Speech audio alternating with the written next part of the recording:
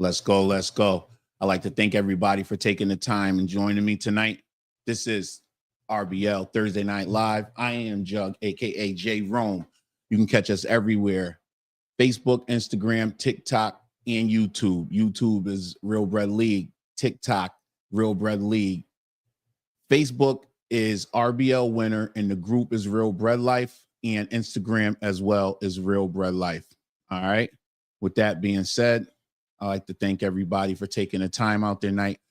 I got a guest with me right now, Hyro. It's my man. I've been talking to him a little bit earlier today and just want to finish up our conversation. For anybody that's out there that's thinking about buying a route, he was just had some questions for me about buying a route, and he just was inquiring about some different things that come with the route and how it really works. So Hyro, thanks for joining. How you doing tonight, brother? How you doing well yourself? All right, cool. So we'll just keep going, and they could just pick up where we left off. Was All right. the $500,000 revenue and the percentage. And you were saying something before I had to get on the live. So go ahead. Realistically, how much should somebody be in revenue? Should somebody be making per year then? If the route, so just saying, if they said the route brought in revenue 500,000. Yeah, let's say you're asking how much would someone look to be making. Let's say that you're looking at a route that says the listing price or that it generates $500,000 in sales. Realistically, how much should you be making from that then? Well, the simple answer would be on a low end 18 to 20%, right? But I can't even say that because all routes are different. Chips, cookies, Pepperidge Farm, Flowers, or Beanbo, all different companies. And it would be, is it a Thomas route only? Is it Thomas and Arnold if it was Beanbo? Is it Pepperidge cookies and what's that? They have like the cookies and the snacks, or is it just Pepperidge bread? You know what I mean? So it varies. And again, like I was saying to you earlier, all territories are different, you know? And okay, so if somebody's looking at a route, what should you be looking for? Like, what's considered to be a desirable route? Like, what are the factors that makes a route desirable? So when you ask a desirable route, if it was me looking at a route, right? If you were saying, what's a desirable route? I would look at a route. First of all, I would look at the season or the time that the person's selling the route. Okay. Right? And knowing why and where are two key factors. Why they're selling? Is it, and the reason I say that is this, and I'll just use me as an example. I have a summer heavy route, meaning a heavy roll route. Route season for me, the best part and best time is the spring. Okay. You know what I mean? Once spring hits, cookout season. It's the weather breaks, hots and hams. I'm the king. You know what I mean? Because I have a lot of private label and big box stores, your BJ's, your Costco's, Walmart. So, that's good for me. And then where is it located? Northeast, the South, Midwest, all those things are key factors. Is it a lot of competition? What's the dominant route where it's located? If it's Flowers, see, for me, I always used to think Flowers was the weaker of the three companies, and Flowers is actually very strong. The Dave's Killer Bread has really, been an anchor for them as far as the strength of the company. So their routes are pretty strong everywhere now, and down south and in the Midwest, they do really well.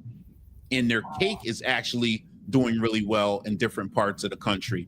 So in the Northeast where I'm at, Beanbo is kind of like really strong, but you got an old school presence with Pepperidge Farm. So when you ask what's desirable, it's what's what do you think works best for you is what would be my answer, if that makes sense. Yeah, that makes sense. Yeah, because some other videos that I've seen, other people that I've seen, they say that Pepperidge seems to be the top contender of like, if you can buy a Pepperidge route, then you should get a Pepperidge. Just because like the ownership, I guess it's easier, and it seems like you're not you're not being controlled by the company as much or by the bakery. And from what I've heard as well, is that Flowers, they're a little bit more strict as to what you can and can't do. It almost feels like you're an employee, not the owner of your own business. Yeah, that again, I would say that's more it varies, and a lot of what you're saying is true, and I would say not true depending on who you talk to. So I'll start with go with the Pepperidge. Pepperidge is the harder of the three to get into, I would say, and if I'm saying get into like a club, but they scrutinize they have a very detailed process as to who they will sell to and won't sell to, right? So with that being said, though, once you're in, you're in. I mean, they're a great company to work for. And my man Brandon can attest to that as far as, you know, he's done a lot of business with them. He's owned multiple routes with them and has a great relationship with them still. And that's why whenever anyone asks me about Pepperidge Farm, I defer to him because that's his more area of expertise, even though right now he's partnered with Beanbowl like me. But they're harder to acquire from, but really, really good once you do get locked in with them. Beanbowl's process is not that it's a cakewalk, but they're a little more will work with you depending on what you have going on, if that makes any sense. People could take from that what they want. But good company. I'm not, you'll have people saying, oh, I've had this problem with them. I had this. That's with any company. You're going to get the good and the bad from people, opinion wise. Yeah. That makes sense. Again, I'm not one of those people. I mean, I've eaten well with them. You know what I'm saying? Yeah. And continue to, and I plan to continue to eat well with them. And I don't have those problems. And Flowers, again, I'm not too familiar with their acquisition process, but I know some people that work there. And shout out my man Chris Mateo, Mr. Grow Your Business. He owns multiple routes and he's been working with them for years. The thing they do have is that stale cap. And some of the other guys that have been on with us in the past can speak to that. And there's other videos where they implemented a stale cap of 10%, and you cannot bring that much more than that back or you get hit. And as we were talking earlier about the profit margin, that'll put an instant dent in your profit margin for that week. And there's no way around it. You know what I mean? So do they ding you? They like what? They don't just give you a notice. They basically like take money away from you. Like they give you a penalty, like a dollar amount penalty. I'm pretty sure how he explained it, and there's a video we have up that goes into it. It's like they withhold it. It's the same thing with the settlement. How we were talking about, the give and take. You owe them, they owe you. Yeah. That would be the you owe us thing with them. Okay. And Chris may come on later if he does and he has time. I'll have him jump in a few minutes. He usually checks the live out as well because he's really, really more familiar with it. And if Jay Moore gets on later, again, he's another one that they're really familiar with the process of that stale cap. Fortunately for us, our company doesn't have it. And if they did, when I first started, like when I spoke with you earlier, I was telling you how it took me years to figure it out. I would have been getting banged up bad, man. It was terrible. I was terrible. I was a mess, man. I was bad.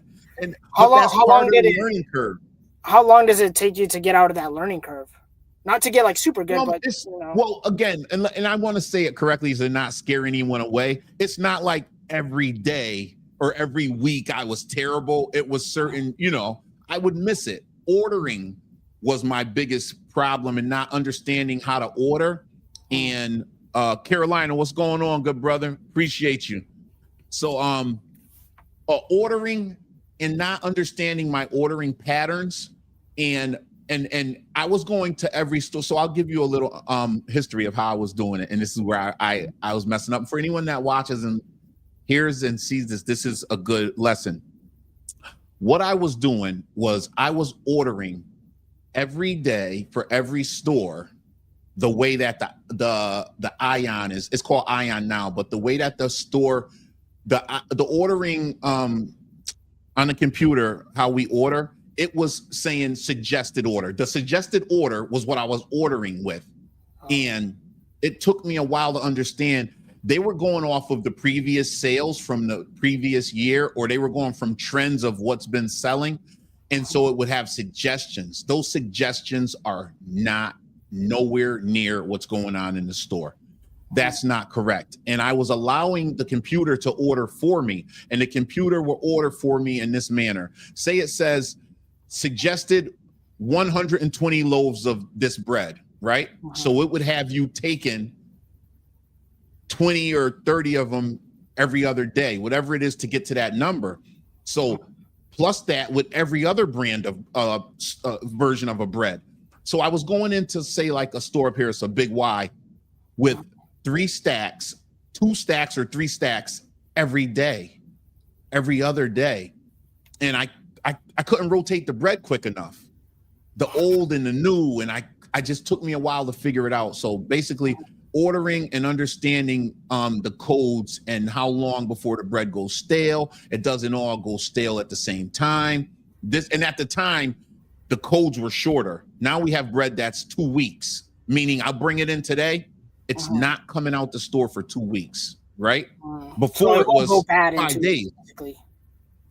Yeah, it was, some of it was 5 days, some of it was 8. Okay. So I'm in there picking through this bread every day. So I'm in one store for 2 hours. I was terrible. Yes, I was that bad. I'm in a store for an hour and a half.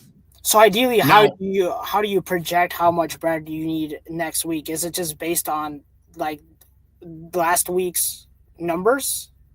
So this is that's a good question, because this is why, like when we talked earlier, we were talking and I said you need to go out and understand how to run the route and how it works and what's going on with that store. And every time someone asks me, what have I said to you? Where are you located? Where's the route?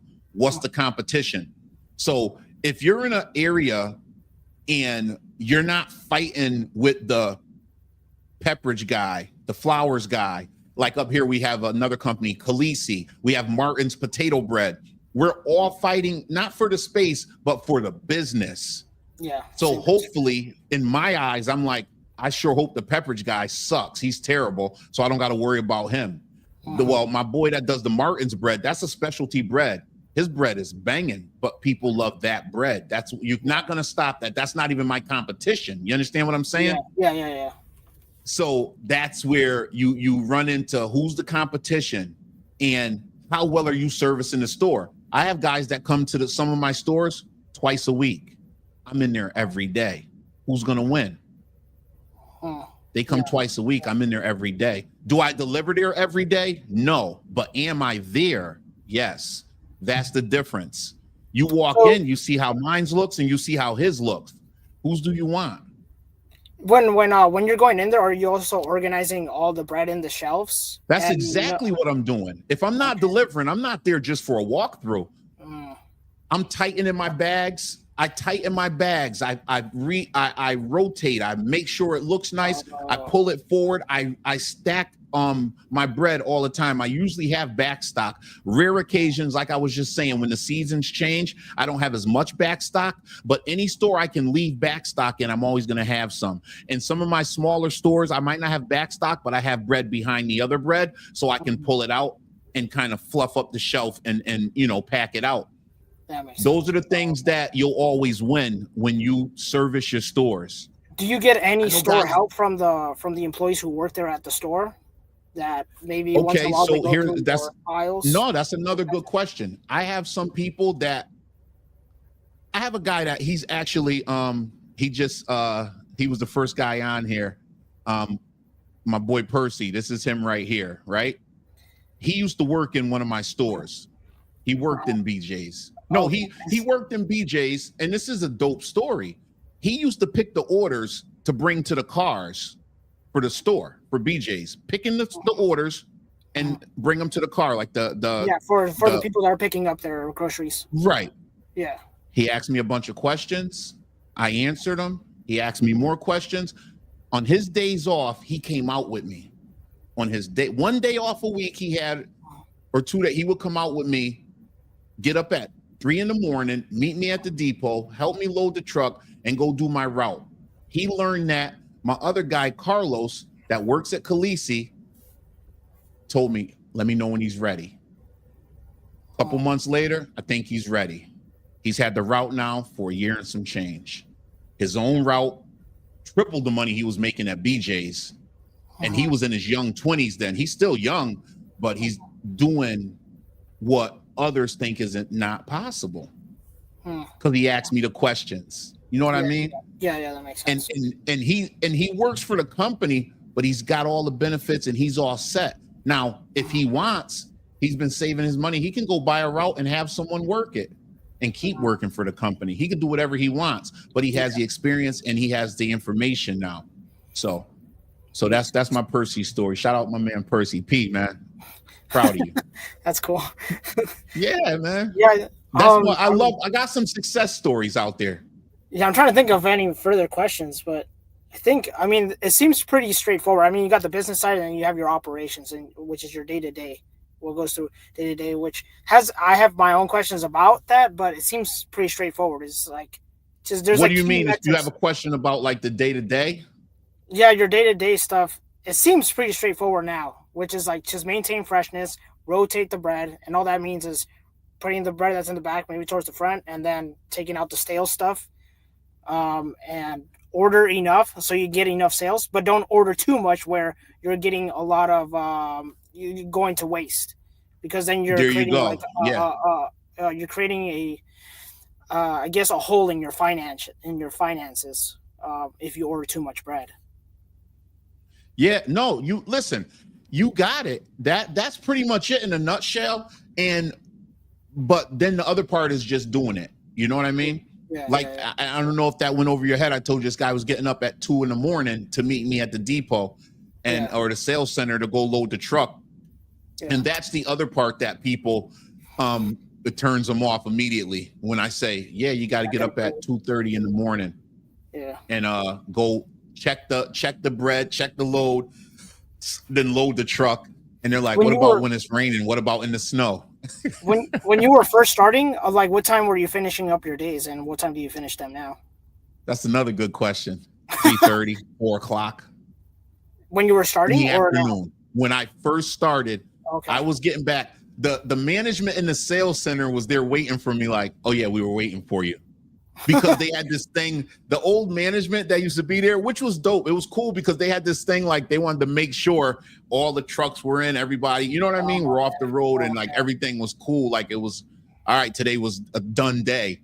Yeah. They would be like, yeah, man, we were waiting on you. And I was getting back at like 3:30, 4 o'clock. But I wouldn't trade that because I learned there's no shortcuts. I didn't cut any corners. You know what I mean? I earned my stripes. No one gave it to me, and there's no quick way. If you cut a corner, it's gonna come back to haunt you anyway. So I was getting back late. That's what it is. So just so you understand, that was every day I was getting back late. Today, I finished at 8:30. 8:30 in the morning? Yes. And you started at 2:30? No. Today I didn't get there today till 4. I'm lying. I didn't get there today till 5. 5? Okay. 5. And so why back in the day did you start earlier, but now you start later? So just to be clear, when I was getting back at 3:30, 4 o'clock, I was getting to the sales center at 1 because I was learning still. I was learning how to break down my load to prep it for the stores. And understanding and learning the product. It was a whole process to learn all of the product and to learn where it goes and building everything out the way it was. And at that time, I'm not going to lie, I had more stops. Since that time, I've gotten rid of maybe 4 or 5 stops. And so what you sell those out to, like neighboring? They were smaller. I didn't even want to do them. I had like an IHOP. I had what's the place you drive up to? Sonic. Sonic, I stopped delivering to Sonic because they went frozen, and I don't care. That's not my store. So they stopped doing fresh bread, and now they do frozen stuff. Okay. I used to bring all of the plain bag buns in there, and that was good because it was just a drop, meaning there was no check. I didn't have to go through the store, put it on the shelf. I would just bring them a stack of bread, hot dogs, hamburger buns, and sliced bread, and leave, and that was it, and pick my racks up. In How a do day you or how two. do you go acquiring accounts like that Sonic? Did you just go in there like, hey, I'm a bread delivery guy. Do you need bread? Or like, what is your They approach were to getting those are already on the route Okay. when we got it. And what happens is they're in the territory. Like we were talking earlier, if a store opens up, if they open a Whole Foods, if a Sonic's built in my territory, it's mine. As far as our company goes. Yeah. And if they want to do business with us, like the company used to always deliver to the Burger Kings. You know what I mean? So they were, if Burger Kings were in a territory, they were a Beanbo route. And, you know, I don't know where they're at now and who they get their bread from, but it used to be the Beanbo account. I don't know how or what happened when they lost that, but that's what that was. So most of them are on there. Now, don't get me wrong. You can go out and solicit business. I could go, How do hey, you to the solicit? gas station or corner or the mom and pop. Hey, I deliver bread. Would you like to get an account with us? Because they had some management that was out when they were trying to sell the, well, they're still doing it. They're selling Takis and putting them into the corner stores, the gas stations, and all those smaller markets. Yeah. The management is out there doing the footwork in the neighborhoods, knocking, you know, stopping in all the stores and getting business, and it's working. You know what I mean?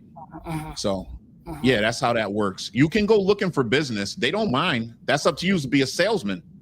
How would you go soliciting for business? Like, hey, what do you tell them? Have you done that yourself, or you've just kind of taken the accounts that comes with that company, like Pepper Rich or Bimbo? Right. Well, in the past, I've had people. I've had a couple of gas stations ask other drivers, can they, you know, hey, can you bring? Someone stops to get gas, right? And they see the truck.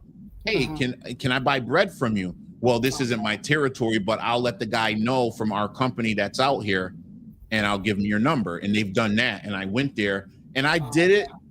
But here's the thing with me, with small gas stations and small stores, I'm not picking up stale. I'm not going to bring you $60 worth of bread and then got to come pick it up and trade out. I'm not trading bread with you to make $12, $15, $20. I'm not doing that.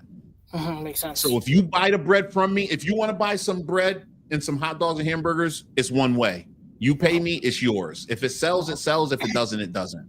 And that's the deal with that. But so right there, they're basically in charge of how much inventory they want, and you're responsible for just bringing. I'm not locked in. Yes, no. Oh, okay. Because when you deal with your Walmarts, your Costco, BJ's, and things, like, you know, you're picking it up, and that's just how it goes, and that's fine. But you're bringing in thousands of dollars worth of bread, if it's hundreds. You know what I mean? Hundreds and thousands. So it's okay. We're gonna have that business relationship, but I'm not gonna be stopping in the store, taking 20 minutes out of my time, and then come back again for $15. It's not. Yeah, that makes sense. Gas is more expensive than the stop. Yeah, it's not worth it. That makes a lot of sense. And that's yeah. So you get it. You understand logistically and for driving purposes. Yeah. You know. Yeah. No, the load got to be worth the gas. Yeah, that's facts. Well, I think that's all the questions that I've had. I can't think of anything more. I think. Do you think I'm missing anything else, or like? No. You listen. And again, we talked for 20 minutes just now, and before this, we talked another 40. So we're good. Yeah. I appreciate you even reaching out to me and asking me to give you this information. And thanks for coming on. I'm glad somebody that's watching will use some of the information that I gave to you, and it will help them. And I appreciate it. All right. Yeah, so Jairo, again, thank you so much. Be easy. Let me know whenever you want to come back on. You got any questions? You got the number. Just give me a call. For sure. All right. Appreciate you, Jeff. All right. Stay blessed. Take care, everybody. Good, brother. Later. Peace. All right. So, yeah, man. I'm glad that my man reached out to me. So for anyone else, that's what we do. That's how it goes. You reach out, I will get back to you. And I apologize to anyone else that I haven't gotten back to. I think so far I'm all caught up with everything and everyone. And if I'm not, I'm going to put the email on the screen. So if you got a question, hold on a second. All right. So if you got a question, email me and I will definitely get back and answer it for you. So Yeah, that's my man, High Roll out of Texas. So he's down in Texas, and I'm glad that he reached out. We so what was I gonna say? I had a couple other things I wanted to talk about today. One of them was it's the end of the month. Tomorrow's the last day in October, and keeping with the team, we started out this month talking about team, and everything was built around that. And I'm happy with my team right now. I'm proud to be on the team that I am, and we're winning. Shout out to everybody in my circle that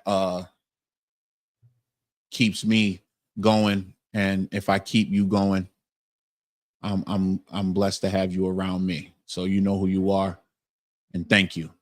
With that being said, we're moving into November, which is the start of the holiday season. I do not count Halloween as a holiday, so they need to stop with that.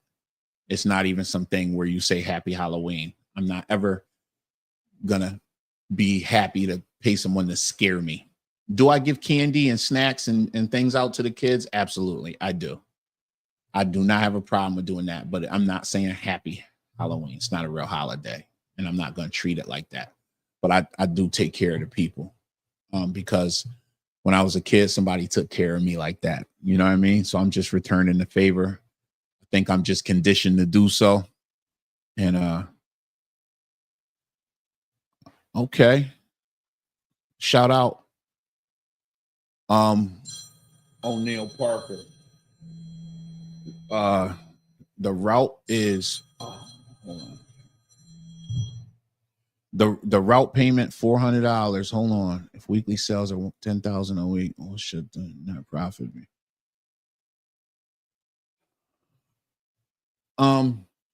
If the I'm sorry, I'm off of the Instagram. We got Mr. Parker right here asking me a question. $10,000 a week. If the sales are 10,000, a Beanbo route, what should the net profit be? It can be, if you want to just say somewhere around 2 stacks, that would be fine. The route payment 400, so you should be after. I don't know what the if your truck is wrapped and they're giving you money for that. I don't know if you're wearing your apparel and they're giving you money for that. They're taking out for your equipment and computer and things like that. So if it's 10,000, just say maybe 13, 1,400. That might be it. Again, I'm not familiar. If you want to send me a little more information, I could tell you.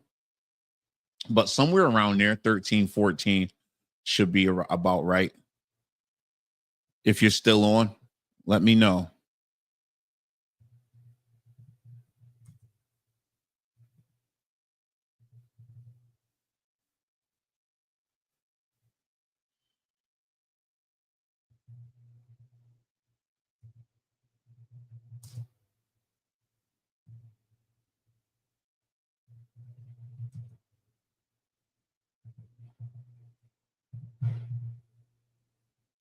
Oh, okay. So yeah. So about that, you should see that. Um, yeah, so moving into the real holiday season, time to spend time with your family, loved ones. And as far as the bread goes, there's this misconception that it slows down around now. Not true.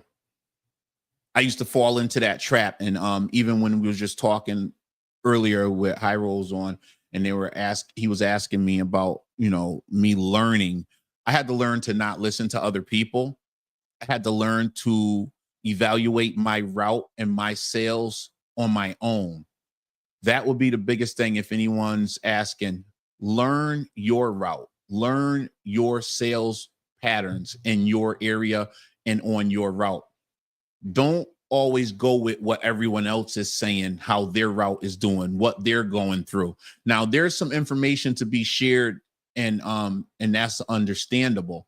But as far as sales, You and your neighbor's stores are not the same. You and the guy across the sales center stores are not the same. Pay attention to your route. Pay attention to your sales. Pay attention to the trends in your area. And we talked earlier again when he was on about the competition. Know your competition. If your competition in your store, whatever company, whoever they are, shows up twice a week, you should be killing it in your stores. If they don't service their stores the same as you, you should be killing in your stores. It takes a little bit of time to make it better. And if it's not better, just to make it different. When you show up, it shows. When you show up, it shows. The guys that don't show up, it shows. So show up. Show up for yourself in your store.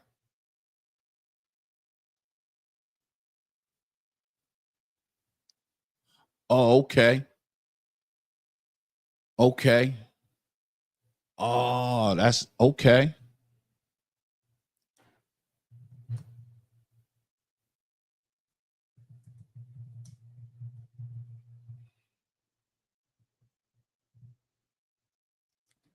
Yeah, I will. I would like to send. You know what I'm going to do?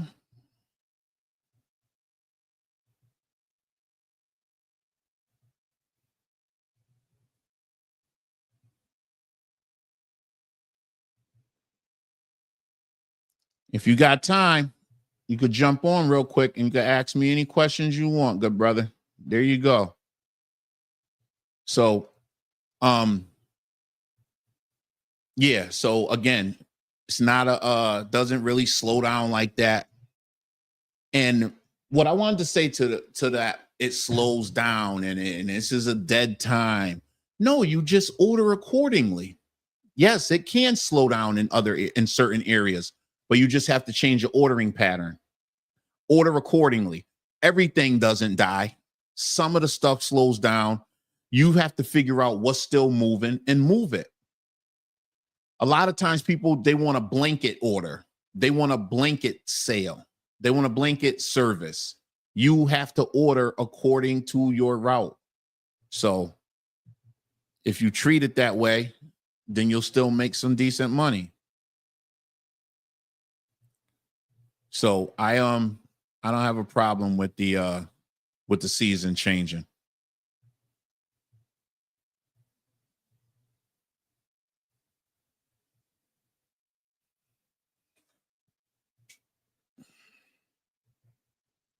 Anybody who wants to get information, wants to get on the website, there is the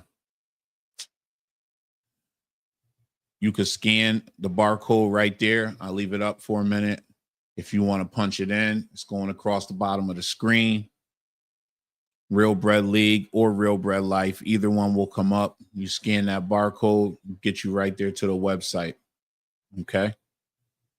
So I think that's pretty much all I got for tonight. With that being said, I like to thank my man Hyro for jumping on or coming on and asking some questions and engaging us. Hold on, let me get that off of there.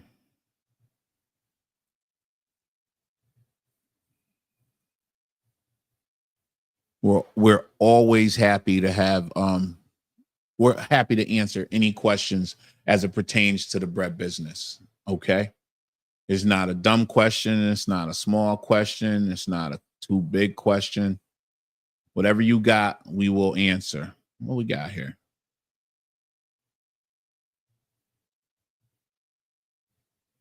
Oh.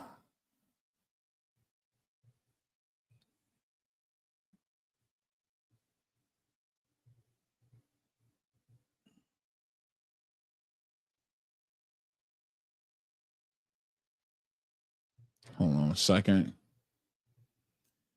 Yes. So I just want to let it be known this is number 92. We are 8 away from 100.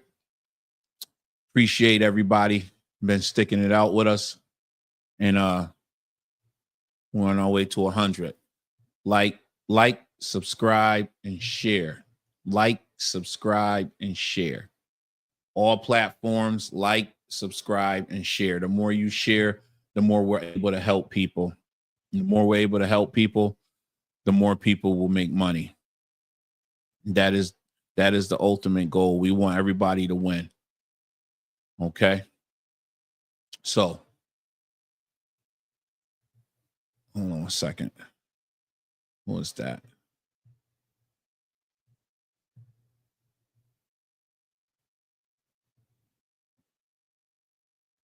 Gone. Okay. Give me a second. Go here.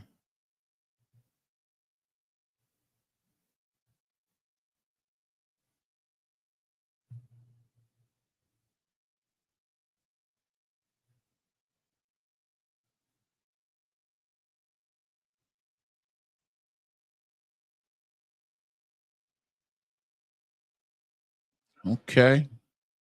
All right.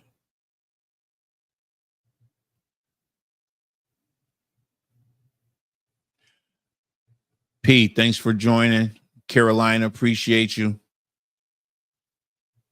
I'll see you guys next week. Be number 93. Again, like, subscribe, and share. I am Jug. That's all I got for now. Stay blessed. Keep stacking.